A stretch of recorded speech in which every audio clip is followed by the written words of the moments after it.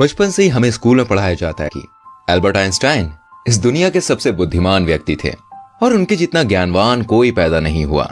पर आप जानते हैं, भारत में जन्मे वशिष्ठ नारायण सिंह ने आइंस्टीन की मशहूर रिलेटिव थ्योरी तक को चुनौती दे दी थी। कौन थे वशिष्ठ नारायण सिंह? क्यों इनके बारे में हमें नहीं पढ़ाया जाता, न इन पर कोई किताब लिखी गई? वशिष्ठ नारायण का जन्म 2 अप्रैल 1942 को पटना के बसंतपुर गांव में हुआ।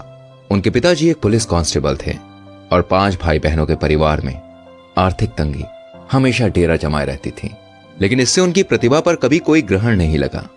वशिष्ठ नारायण एक चाइल्ड प्रोडिजी थे और उनका दिमाग बहुत तेज था, इतना तेज कि उन्होंने गरीबी तक को पीछे छोड़ दिया। उन्होंने अपने बलबूते पर पटना यूनिवर्सिटी में एडमिशन लिया। यूनिवर्सिटी में एडमिशन लेने से पहले लोग सिर्फ उन्हें एक होशियार स्टूडेंट मानते थे, पर यूनिवर्सिटी में कुछ ऐसा हुआ जिसने सबको चौंका दिया।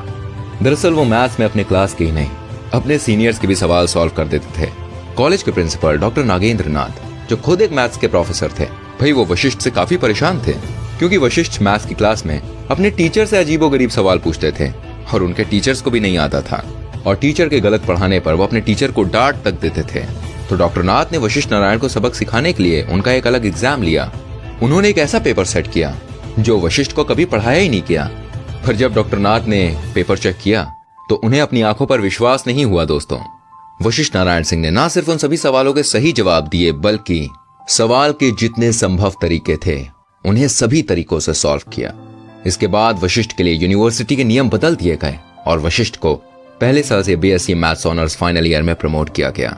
सीधा फाइनल ईयर में आने के बावजूद उन्होंने डिस्टिंक्शन से क्लास में टॉप किया। कॉलेज में अपने दूसरे वर्ष के अंत तक उन्हें एमएससी मैथ्स अंतिम परीक्षा देने की अनुमति दी गई। एमएससी फाइनल ईयर के सबसे होनहार बच्चे ने कॉलेज ड्रॉप कर दिया, इस डर से कि उसका टॉप रैंक वशिष्ठ नारायण सिंह को प्राप्त हो जाएगा। वशिष्ठ नारायण सिंह जब पटना साइंस कॉलेज में पढ़ते थे, तभी कैलिफोर्निया विश्वविद्यालय के प्रोफेसर जॉन कैली की नजर उन पर पड़ी। कैली ने उनकी प्रतिभा को पहचाना और 1965 में वशिष्ठ नारायण को अपने खर्चे पर अमेरिका ले गए। साल 1969 में उन्होंने कैलिफोर्निया यूनिवर्सिटी में पीएचडी की और अब वो डॉक्टर वशिष्ठ नारायण बन चुके थे। पीएचडी के बाद डॉक्टर वशिष्ठ नारायण सिंह ने स्पेस ऑर्गेनाइजेशन नासा ज्वाइन किया और 1969 में नासा का अपोलो मिशन लॉन्च हुआ। जी हाँ, वही अपोलो मिशन जिसने इंसान को चांद पर पहुंचाया था। इस मिशन के दौरान कंप्यूटर्स कुछ देर के लिए बंद हो गए थे।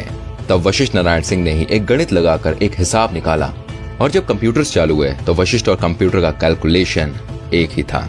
1973 में उन्होंने भारत आकर शादी कर ली और फिर अपनी पत्नी के साथ अमेरिका वापस चले गए। जिंदगी में सब कुछ बढ़िया था। फिर एक दिन उन्होंने अपने जूनियर की एक गलती पर उसे एकदम से इग्नोर करना शुरू कर दिया और वो काफी चिड़चिड़े होने लग गए थे, इतने चिड़चिड़े कि वो पहले कभी नहीं हुए। तुरंत उन्हें एक मनोचिकित्सक के पास भेजा गया। तब पता चला कि वो अर्ली स्टेज सिजोफ्रेनिया से पीड़ित हैं। इसके बाद उन्हें कुछ चिकित्सीय दवाओं को लेने को कहा गया। उन्होंने ये बात अपनी बीवी तक को नहीं बताई, पर कुछ समय बाद उनकी बीवी को इनकी आदतें कुछ अजीब लगने लगी और इनकी बीवी ने उन्हें एक दवाई लेते हुए देखा। तब उन्हें और उनके परिवार को इनकी मानसिक अवस्था के बारे में पता चला। वशिष्ठ नारायण और उनकी बीवी कुछ दिन अमेरिका में ही रहे, पर अच्छी जॉब और अच्छी लाइफस्टाइल के बाद भी उनका दिल हिंदुस्तान के लिए धड़कता रहा और 1974 में वो वापस भारत आ गए। वो यूएसए से तकरीबन 10 बक्से भर के किताबें लाए। लौटने के बाद उनकी फैमिली ने डॉक्टर्स की सलाह के खिलाफ उनकी दवाइयों को बंद कराया। वो पहले आईआईटी कानपुर, फिर आईआईटी बम्बई और फिर आईएसआई कोलकाता में प्रोफेसर रहे। इस दौरान उनकी मानसिक हालत काफी बिगड़ने लगी। हालत इतनी बिगड़ने लगी कि इनकी बीवी ने वापस मायके जाने का फैसला किया। 1976 में इनकी पत्नी ने इन्हें डाइवोर्स दे दिया।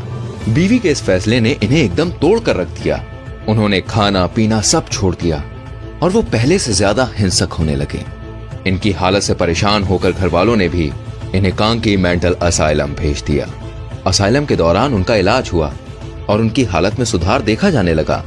फिर 1990 में इनके पिता का देहांत हो गया और अंतिम संस्कार के लिए इन्हें असाइलम से पैरोल पर छोड़ दिया गया। वशिष्ठ ने वापस असाइलम जाने से मना कर दिया और जैसे कि उनकी हालत में काफी सुधार था, उन्हें असाइलम से डिस्चार्ज कर दिया गया। उनके भाई अयोध्या सिंह आर्मी में थे। उनकी पोस्टिंग पुणे में हुई तो वशिष्ठ नारायण भी उनके साथ पुणे चले गए। 1991 में ये चेकअप करने के लिए रांची के लिए निकले और बीच रास्ते में ट्रेन से गायब हो गए। उन्हें खूब ढूंढा गया पर कोई पता नहीं चला।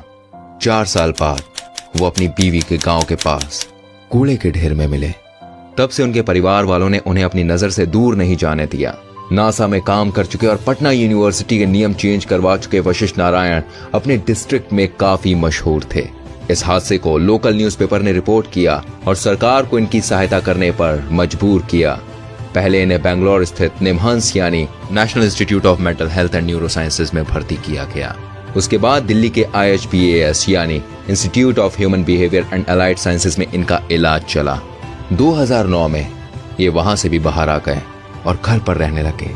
गुमनाम, सिर्फ अमेरिका से लाई किताबें पढ़ते रहते और पेंसिल से पेपर पर कुछ ना कुछ लिखते रहते। 14 नवंबर 2019 के दिन पटना में उनका निधन हो गया। उनके निधन के बाद सोशल मीडिया पर एक फोटो बहुत तेजी से वायरल हुई जिसमें उनके परिवार वाले सरकारी एम्बुलेंस के लिए परेशान देखे जा रहे थे। फोटो वायरल होने पर बिहार सरकार ने अपनी इमेज को बचाने के लिए सरकारी एम्बुलेंस मुहैया कराई और इनका अंतिम संस्कार राजकीय सम्मान के साथ हुआ। वशिष्ठ नारायण सिंह को गणितज्ञ जॉन नैश के साथ रख कर देखा जाता है। जॉन नैश को भी सिजोफ्रेनिया नाम की एक बीमारी थी। बस फर्क यह है कि जॉन नैश का इलाज हो सका और वशिष्ठ नारायण सिंह का नहीं हुआ। वशिष्ठ नारायण सिंह एक ऐसे व्यक्ति थे जिन्होंने समय समय पर अपने एक्स्ट्रा ऑर्डिनरी होने का प्रूफ किया, पर कमजोर, सुविधाएं, निजी जीवन में समस्याओं, समाज के पागल होने के बोझ ने उन्हें तोड़ दिया। ये इस देश का दुर्भाग्य नहीं तो और क्या है।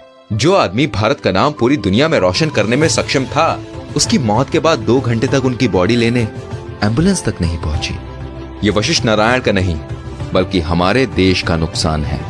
शायद जैसे आज दुनिया एल्बर्ट आइंस्टाइन को याद करती है, कल शायद वशिष्ठ नारायण सिंह को करती। दोस्तों, इस वीडियो को जितना शेयर कर सकते हैं ना आप उतना शेयर कीजिए ताकि फिर किसी होनहार के हाल वशिष्ठ नारायण जैसे ना हो। हम कोशिश करेंगे आपके लिए ऐसी और वीडियोस लाने की। फिलहाल चाहेंगे इजाजत। ख्याल रखिएगा।